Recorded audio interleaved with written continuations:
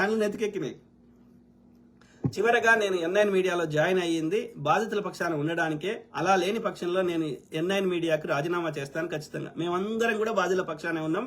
నెత్తి నోరు కొట్టుకొని పొద్దుగా లేస్తే ప్రతి ప్రజా సమస్య మీద ఓకే స్పందిస్తున్నాం.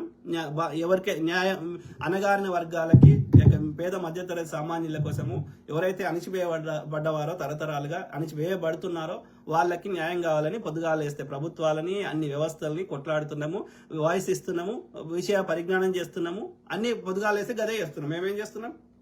గడ్డి వ్యక్తులేం కదా, రైట్? మేమేమి ఆడోడో దోసుకునేటని దోసుకో అని చెప్తలేం కదా. అలాకెళ్ళి నాకు కొంత వాటా ఇమ్మని అడుగుతలేం కదా దోసుకునేటని.